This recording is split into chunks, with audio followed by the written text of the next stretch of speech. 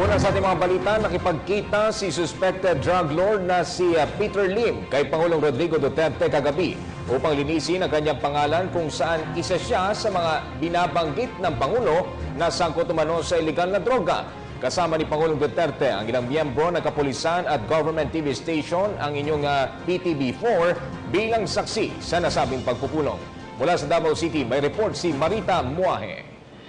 Nakipagkita si Pangulong Rodrigo Duterte kay suspected drug lord Peter Lim sa Philippine Drug Enforcement Agency o PDEA Regional Office 11 dito sa Davao City. Kasama sa nasabing meeting ang ilang miyembro ng kapulisan, NBI pati na ang government station PTV4 upang magsilbing witness. Sa meeting na ito, paulit-ulit na sinabi ng Pangulo na galit siya sa droga at gagawin niya ang makakaya upang mapahinto ito at mahuli ang mga taong nasa likod nito, lalo na ang mga malalaking pangalan. Tahasa namang itinanggi ng Cebuano-Chinese businessman na si Peter Lim na siya ang sinasabing drug lord, bagamat inamin niya na siya rin ang Peter Lim na inimbestigahan noon ng Kongreso.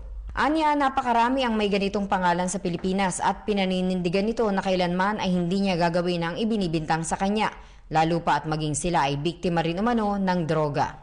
Sa katunayan, sinusuportahan umano niya ang kampanya ng Pangulo laban sa droga at kriminalidad kahit noong kumakandidato pa lamang ito. Aminado naman ang Pangulo na marami nga ang may ganitong pangalan sa bansa, ngunit mahigpit nitong pinagsabihan si Lim na hindi ibig sabihin nito ay ligtas na siya at libre sa mga ibinibintang sa kanya.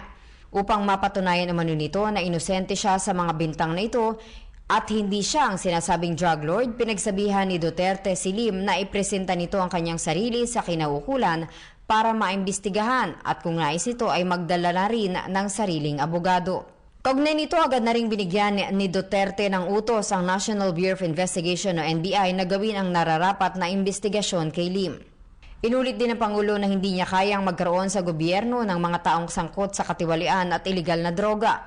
Hindi niya umano kayang makapagtrabaho sa mga korap na pulis at militar, lalo na at kamakailan na inilabas nito ang pangalan ng mga general na umano ay sangkot sa droga. Matatandaang si Peter Lim pati na ang kapatid nito na si Wellington ay naimbestigahan na rin ng Kongreso noong taong 2006. Mula dito sa Davao City, ako si Marita Muahe, PTV News. Ako po si Cathy San Gabriel. Subscribe na sa PTV YouTube channel. I-click lang po ang subscribe button.